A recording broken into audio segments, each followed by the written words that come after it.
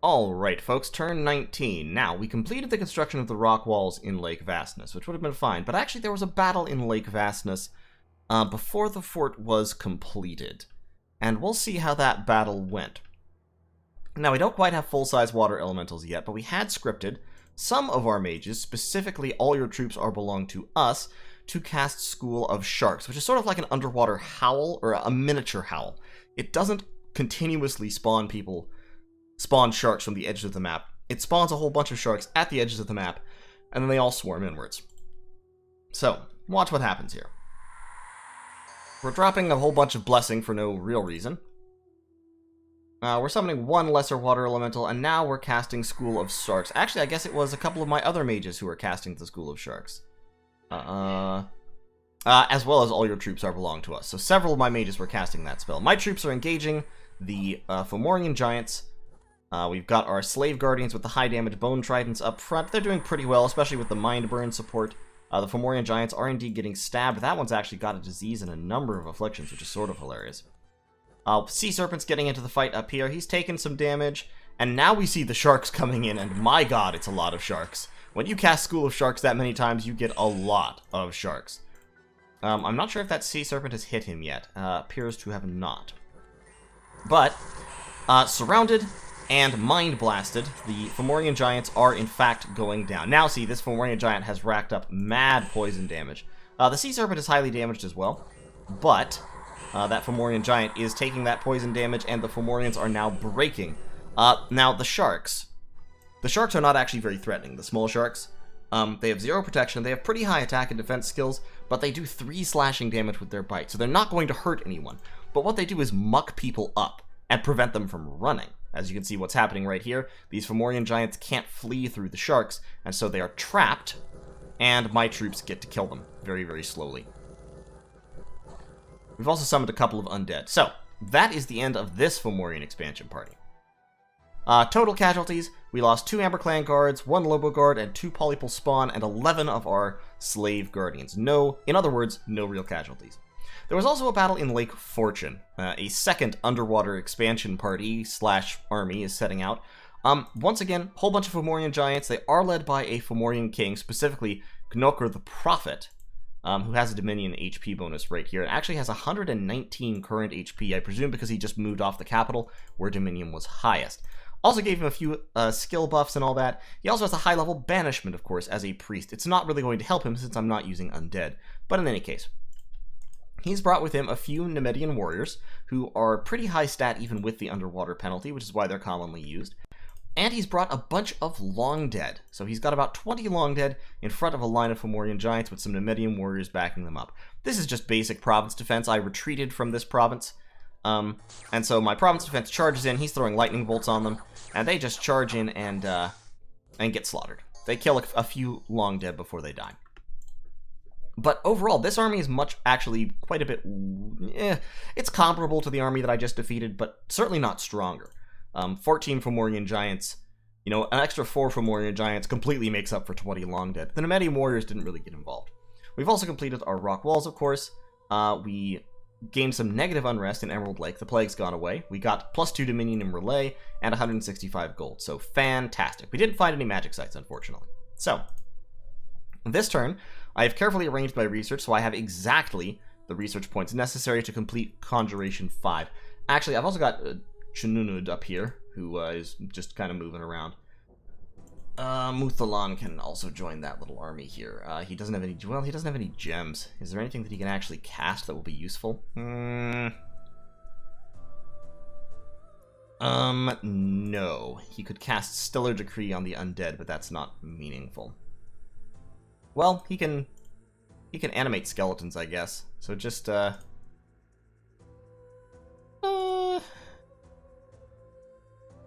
yeah, there's no point having him move, actually. He'll just sit here.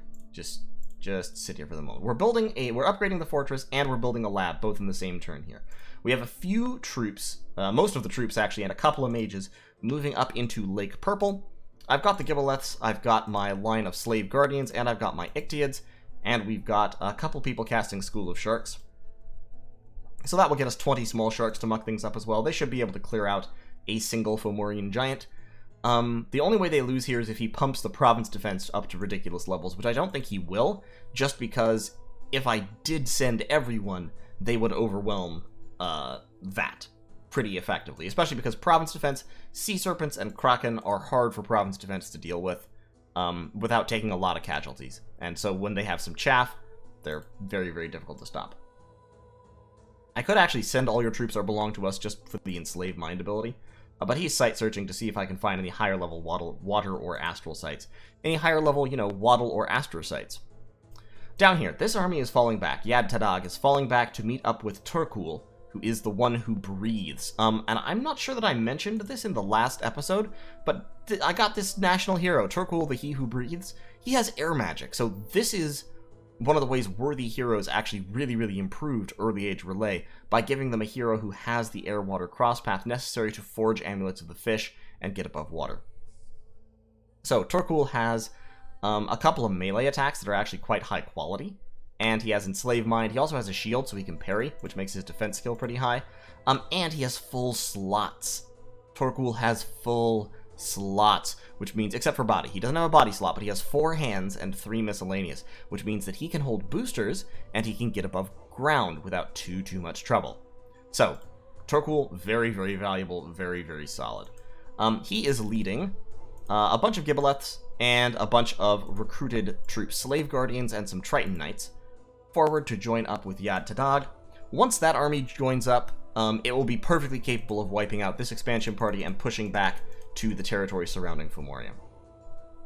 So, that's the next plan there. Now, normally, I would have been, like I said, I may well have just planned to take my water elementals and go fight Therodos right off the bat.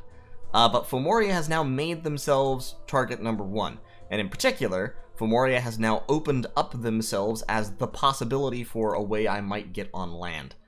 Because if I can take this is actually really easy for me to defend as land provinces go, because it only has a few land connections and it has just as many water connections. So, and it's a capital. So taking Fomoria would be hugely valuable for me, and I can do it just by spamming slave troops and shit at them. Like, it's not really a problem. Amber Clan Guard.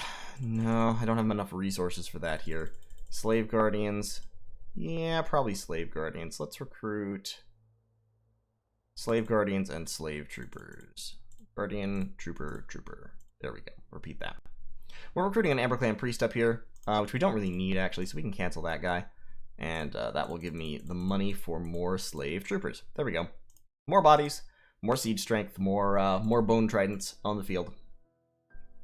So, we're pushing forward. We're going to take Lake Purple back. We'll then move all these mages forward again, carrying a whole bunch of water gems to push up this way, and we may even be able to assault Fomoria soon. Might not. We'll see. We want to build up a little bit of cash because we want to build a fort here in Endless Oceans before we go to war with Therodos, which will happen, I don't know when. It'll happen sometime, but hopefully not super soon. And we want to build a lab here and all that good stuff. And ideally also, we already have a temple here, so I'd ideally like to also get, well, I can only recruit grandmothers here now, which, unimpressive. Building the fort kind of fucks you up when it comes to trying to recruit mothers. And Fond Memory's Dominion is pushing on me pretty hard, actually. So I need to stop that from happening.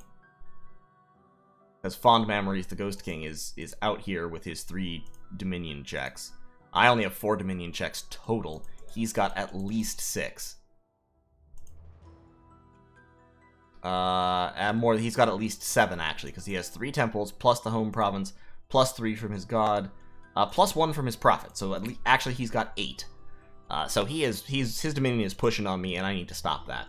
I've got people preaching in order to help, which does help defensively, but I need to get my dominion out into these provinces, particularly the Darks. The Darks is actually a useful province that I would hate to lose to pop kill. So we need to deal with that. But yeah, Fomoria has. I'm now confident Fomoria really doesn't have a chance here. Unless he's been sitting on a huge, like I said, regeneration fortitude bless or something. But I don't think he has. I really don't think he has. So we'll just kind of see how things go.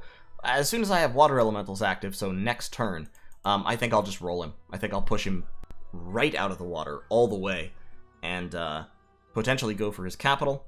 Or I may make some kind of agreement, possibly, and go after Therodos. I don't know. I really do want to secure a place on land, and this looks like my chance. Just because, I mean, it's Fomoria. I don't think Fomoria can actually stop me at this point because he's invested so heavily in Fomorian giants that don't work well at fighting me underwater. And because of his own territory, it's isolated from other players. So I could get into Fomoria, have a couple turns to break it and storm it, without being assaulted by some other land player who desperately wants to drive me off the land. And if I can take Fomoria, then I am in the money. The money. So, that's the plan. And we'll see how it goes. I'm actually not recruiting mages this turn in order to save cash. Spending it all on troops and such. I am still recruiting a scout. Oh, I don't need those guys anymore. These scouts should also have been moving a while back. We'll actually, we'll send them down into Fomorian lands just to make sure that I don't get outflanked too badly. And yeah, okay, well that saves me 100 gold, so I'll tell you what. I'll actually cancel some of these guys in order to have enough gold to recruit another slave mage. Right here. There you go, slave mage, excellent. Excellent. And that gives me 24 gold still, so I can recruit a couple more troops. Excellent. All right. There we go. I'll see y'all in turn 20. This is getting exciting. This is working well. I'm interested to see how this all goes. And like I said, I should hit Conjuration level 5 exactly, and then I'll work on construction to get Amulets of the Fish. Once Turkul gathers his troops up here, joins up with Yad Tadag, and repels this force, he'll start site searching for air sites, and we'll be good to go. And actually, Conjuration level 5 also gives me Voice of Tiamat. So actually, at that point, I no longer need to manually site search. I can spam Voice of Tiamat out to find all elemental sites, including water, including air. And fire, although you don't find many fire sites underwater. You find the occasional level 1 fire site, but I don't think you can find any above level 2 at all. And generally, I don't think you even really find level 2 sites. But you can find some air sites underwater, so we will definitely look for them. Alright, in any case, this has gone on too long. See you in turn 20. Alright, turn 20. We have hit Conjuration level 5. The water elementals are coming. We found a magic site in Nuptia, a smoldering starfish colony. So that gives us a fire gem, actually, which is pretty neat. We're up to 2 fire gems per turn, which is funny for an underwater nation. And we took Lake Purple, no casualties, just rolled on in, grabbed the place. These mages are actually going to double back instead of pushing on. I was thinking about pushing on Fomoria, but actually I want to grab this province first, especially now that I have water elementals. All your troops are belong to us. Muthalan and Gugalana, I guess, are going to move back here, join these guys, spam out some water elementals, and they should wipe this army out very, very easily. It'll kind of demonstrate how good water elementals really are. Unexpected events. We got 6 astral pearls, great, and we got 1,000 gold and a whole bunch of other gems, plus a vine bow. Fantastic. Actually, it's 1,100 gold. So yeah, good turn. Good turn all around. Research-wise, we're hitting Thaumaturgy level 2, and we'll put a few points towards Conjuration level 6. That'll be good research. Sea King's Court, Bishop Fish, Akashic Knowledge.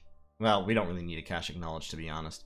Lots of decent things here, plus it's on the way to level 7 and Living Water. Living Water is a great spell for solo Mind Lords to throw down, and it's also just a pretty good spell in general. It's not...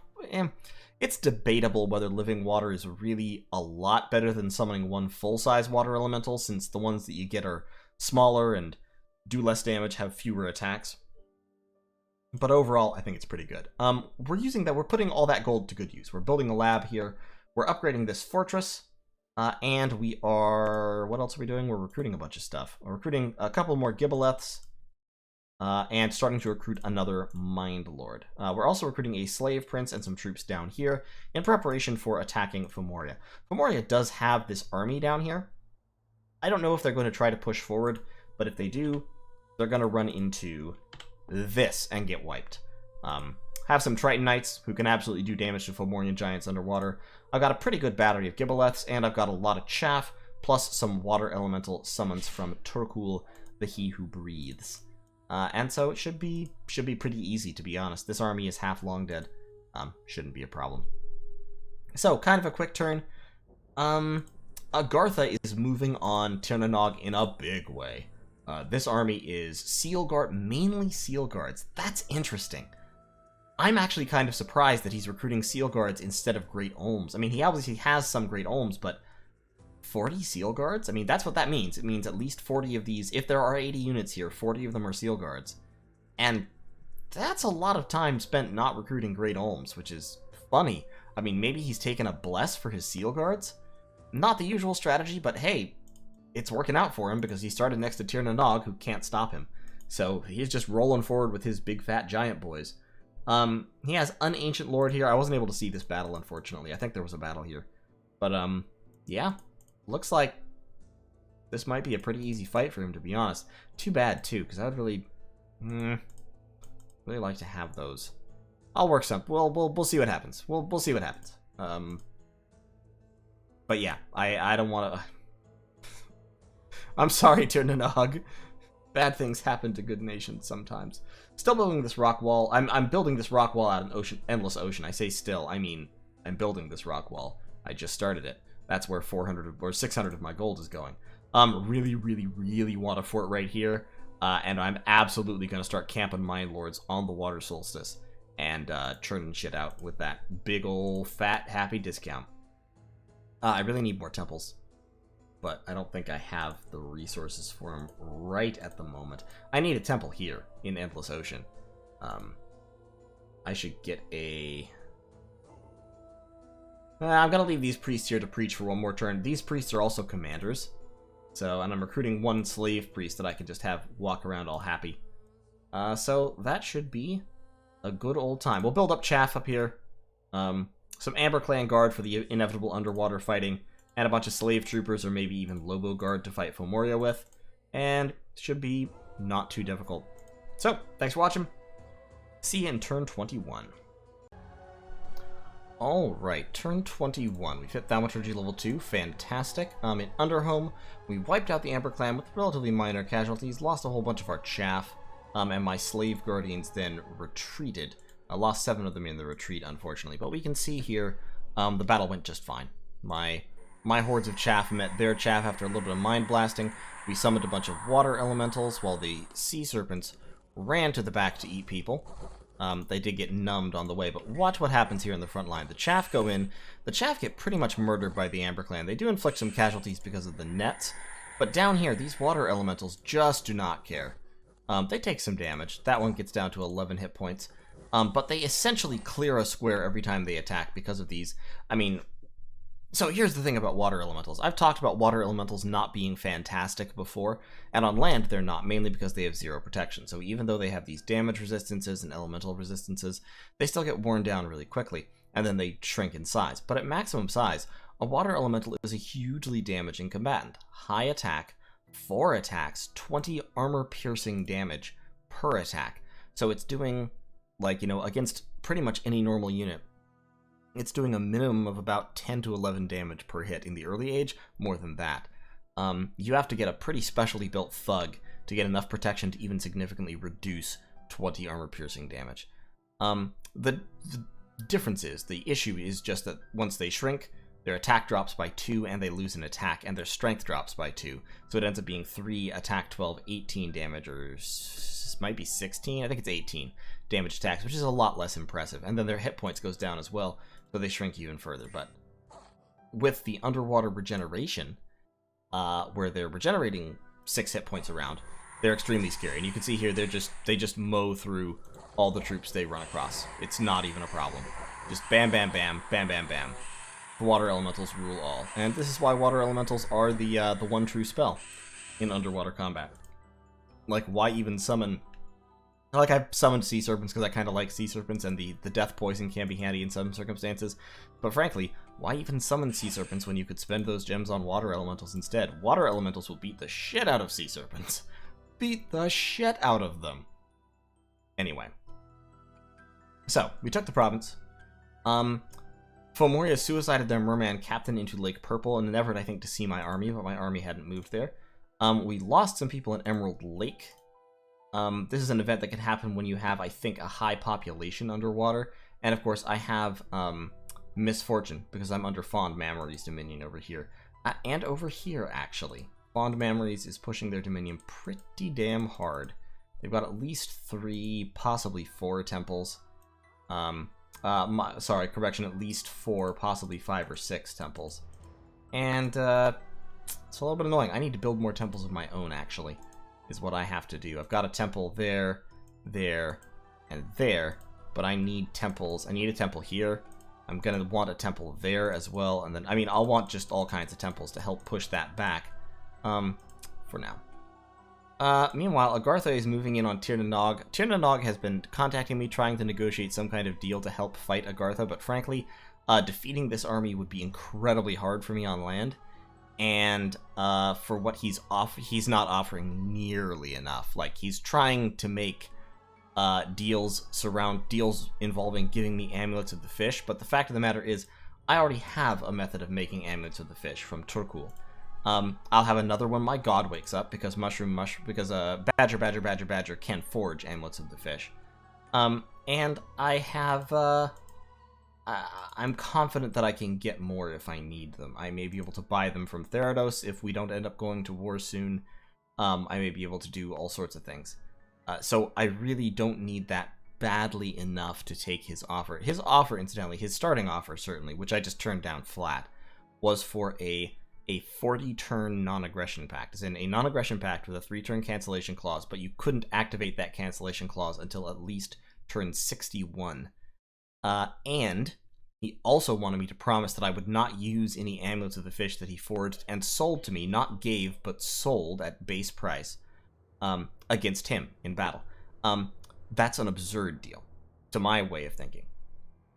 Maybe if I had no way of getting them otherwise, if I hadn't built a god for them, if I didn't have Turkul the He Who Breathes, under those circumstances, I might be willing to think about something like that, but to be honest, a 40-turn non-aggression pact I would never agree to.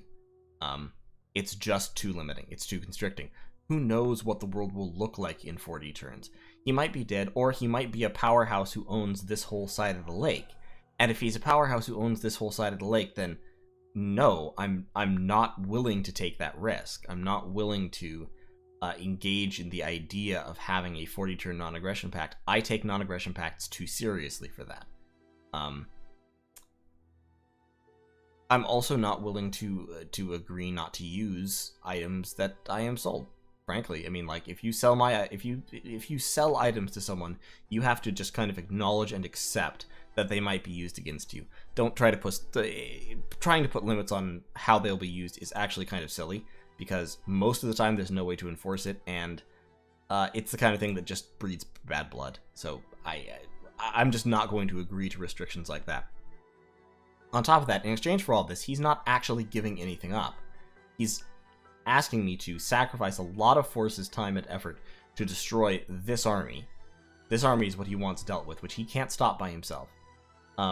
He wants me to stop it, which will, as I said, require a huge investment on my part. I might be able to do it by bringing, like, all my mages and spamming water elementals at them, because water elementals can beat up magma children, and water elementals can beat up seal guard, even above ground. But I would take a lot of casualties. I'd need a ton of chaff to make that functional. And it wouldn't, like, if he wants me to beat up that army, my counter offer is, okay, if I take that army out for you, for one thing, that would require ending my non-aggression pact with Agartha. If I take that army out for you, you just straight up give me your thrones. Or at least one of them. Like I would demand a Sinestro in exchange for that. Or even possibly more, because that's just a huge diversion of national effort. I mean, it's an expensive thing that he's asking me to do, that he's trying to negotiate me doing. And I'm not paying him for the privilege, because, like, worst case scenario, he gets eaten by Agartha. I might have to deal with Agartha later on down the line then. I mean, that's true, and that's a fair assessment. But yeah, Agartha is an amphibious nation that I might have to deal with, but they still can't actually fight me underwater. Agartha doesn't have water magic to any appreciable degree. Sorry, I got paranoid about my recording, have to check it. Yeah, okay. Agartha can't fight me underwater to any appreciable degree. They don't have water magic, really. They have the oracles of subterranean waters, so they can occasionally get a water 2 mage. And they can build up, so they can, if left completely unchecked, if I did nothing about them, probably around turn 40 or 50, they could make a good faith effort to come underwater if they've been lucky enough to get a lot of water income by, like, summoning a Sea King. But, frankly, or forging, water bracelets for all of their oracles of subterranean waters. But, like, that's not a real threat. And if they did that, they still have the huge problem that I'm way better underwater than they are. They have Olm Sages. I mean, yeah, they have water 2 cap only mages. They don't have it. There are no more caves on this map, so their Olm Sages strictly limited in number. They have the occasional water 1 Earth Reader. They have some water around, but not like I do. And underwater, it really is a question of, like, how many water 2 mages do you have? Well, I have, if I don't recruit any of my real big, powerful capital-only mages that I desperately want to recruit a ton of in order to get death mages, which are hugely valuable, and earth fire crosspath mages, which are valuable for Agartha. If I focus entirely on recruiting Olm Sages, I can have, like, you know, 1 water 2 mage per turn. Which I know he hasn't done, because he hasn't at least 1 Oracle of the Dead here. So if he's coming, he could be coming, like, turn 40. Theoretically, Agartha could attack me with, I don't know, maybe 30 Olm Sages, something like that, if he gathered literally all of his capital-only water 2 mages into a ball. And I would just be like, oh, he's got 30 Olm Sages. He's got 30 water 2 mages. Well, that's turn 40, right? It's turn 21 right now. I've already got 1, 2, 3... 4, 5, 6, 7, 8, 9, 10, 11, 12, 13, 14, 15, 16, 17, 18, 19, 20, 21. Yeah, I've already got that many water 2 mages. And I'm ramping up mage recruitment still, and pretty much all my mages have water 2. So, like, if it comes down to a fight underwater, the fight will come down to who makes the best water elementals, and the most of them, and I do. Like, straight up. Agartha cannot invade the lake, not successfully. He knows it, just like Fomoria should have known it, just like Tir Na should know it. Agartha can probably keep me off land pretty effectively, but that's true of every land nation. So basically, it's not worth supporting Tir Na, who is going to lose this war. So it's not worth actually taking over and prosecuting this war to defend Tir Na against Agartha when Agartha is not a realistic threat to my lake. I'm already taking out Fomoria. Fomoria also isn't a realistic threat to the lake, but taking him out is handy, and will eliminate a potential possible threat if he gets lucky. Agartha's kind of in the same boat, where he's a potential possible threat if he gets lucky. I just don't think he's going to get lucky. And I have countermeasures if he does get lucky. So, it's not a big deal to me. If I have to fight Agartha later on, which I probably will, then we'll kind of burn that bridge when we come to it, as it were. But for right now, Tir Na would have to make me a substantial offer to get me into this war.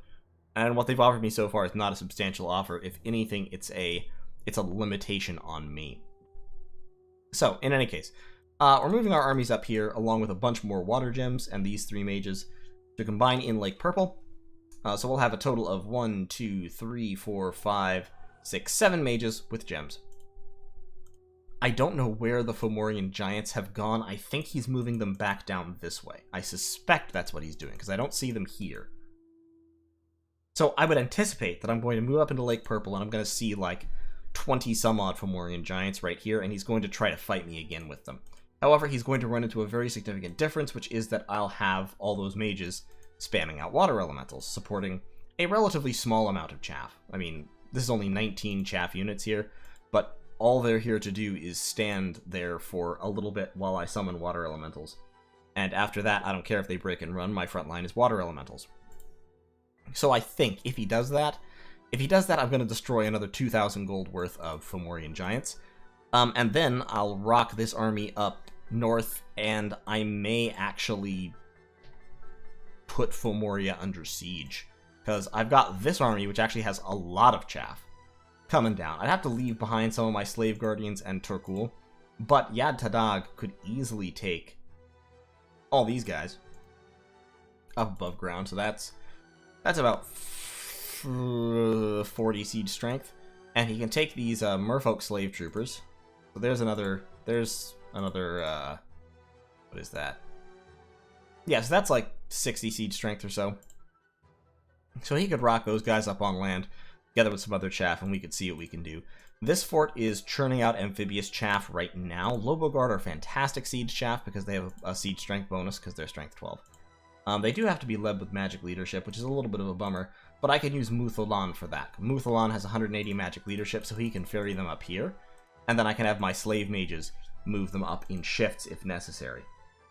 So I think, if I'm right, that the undead, that the long dead and Fomorian giants are moving down south, I'm going to destroy Fomoria's main army, and then I can roll up northward with them. I do have magic leadership on my slave priests. That's kind of actually what I got that magic leadership bless for. The other thing I can do is I can pause recruiting mages in order to spam out like 4 or 6 slave priests, and take a big blob of Loboguard on land with them. That could also be useful. Elsewhere, I am not recruiting many troops because I'm busy building stuff, but I am recruiting some Triton Knights here. I've got a Mind Lord coming out up here, and I am... Yeah, this big ball is what a lot of my gold is actually going towards. And then mages. I have mage recruitment rolling in every fort, so I've got 2 slave mages, the Mind Lord, and a Amber Clan mage coming out. In terms of research, we're researching Thaumaturgy level 3. That will give me Mind Vessel, and it will also give me Teleport, and Harvest, although that's not super useful. On top of that, it'll give me Sailor's Death. Sailor's Death is kind of a funny spell. It's not used a lot because it requires Water 3, which is kind of a high path requirement and awkward to get, but it's an AoE 1 high armor negating damage spell. Now the downside is it's MR negates, but it's essentially... Sailor's Death is essentially an area of effect mind burn. It doesn't hit the head, so it's not as good at instantly killing large targets, but it does actually quite a bit of damage. It does actually more damage than mind burn. It's not perfect precision, but as I said, it's AoE 1. I think it could be a pretty functional spell, to be honest. I think it could be useful. Other things that I could potentially do in combat with my mages. I can't really use the cloud spells, though I'd like to experiment with them if possible. I could potentially get Rust Mist, which pops multiple rust checks on people every turn. I can't get Freezing Mist because I have no air. I could cast Healing Light, although that's of very doubtful utility. I would like to get acid spells going. That requires a fire random on those Amber Clan mages, and be really hard to take them above ground. I can, of course, spam Falling Frost out of my communions very, very efficiently, so I could do a lot of cold damage over large areas if I want to. Stellar Cascades, Astral Geyser, Stellar Cascades isn't great. It used to be pretty good, but it's not great anymore. I will want to go down to Evo 6 eventually here, just because Mind Hunt is something that I can definitely do very effectively. I need a healer in order for it to be super good, which I don't have, but even so, just the ability to Mind Hunt at all is a little bit rare. Cleansing Water is great against undead, but that's not really a worry of mine at the moment. Evo is going to be a secondary focus, because mainly my combat is going to be Astral Magic, Thaumaturgy, and summoning water elementals. In terms of alteration, we do also have Bone Melter. Bone Melter is an area of effect Soul Slay, effectively. Once we hit alteration level 5, that's also the path level at which I get Wooden Warriors, which is a pretty good buff spell that I can cast with my nature randoms. Then at level 6, I get Frozen Heart, Manifest Vitriol, and Wave Warriors, all of which are pretty good. Level 6 also gives me Battle Fortune. Level 8 alteration gives me Will of the Fates, which is a staple late-game buff spell for any major astral nation. And it gives me Time Stop, which is a spell that I can quite easily cast in the late game, since I have Hulber, and can thus forge double astral boosters, the Crystal Coin, Starshine Skullcap combo, for my Andro die. So I can get an Andro die, use the the astral... I've forgotten the name of it. The spell that lets... Hold on. Mind Vessel. I can cast Mind Vessel on him to make him like Astral 4 from a Mind Lord. And then I can give him those boosters. Now he's Astral 6. Now he can walk onto the field and cast Time Stop, which is pretty useful. It gives me a few rounds for him to lay down buffs after that. But in any case, that's all late game. For now, construction, so that we can start forging those things, and then Thaumaturgy 3 will give us Mind Vessel. We'll then go down Thaumaturgy a little further, because we want to get Enslaved Sea Trolls, we want to get Soul Slay, Paralyze, Vengeance of the Dead, we also would like to have. Vengeance of the Dead is pretty useful. And Gateway. Gateway is a staple tactical spell for us as well, because it will let us teleport a Mind Lord somewhere, build a lab, and then bring in armies led by other Mind Lords. Now, mainly, of course, that's going to be on land. Usually, as Relay, you use that to invade an unconnected lake, which we won't be able to do. But we can use it to invade land in unexpected locations and ways, because Mind Lords, honestly, Mind Lords can invade land. A Mind Lord with a water bracelet especially can hop into a lightly defended land province and cast Living Water. Summon up multiple water elementals at once. They are the smaller, weaker ones, but still they can do the job. And cause a lot of havoc that way, and then build a lab. And then, if he's not going to be kicked off in one turn at least, and then summon another Mind Lord, and then, hey presto, you've got a beachhead. So, in any case, this has gone on a long time because of my various discussions there. Hope it's been interesting, though. That's the plan for this turn. We are taking back Lake Fortune with this army, moving up here with these armies, going to push Fomoria completely out of the water, and we'll see where we go from there. So, thanks for watching. See you in turn 22.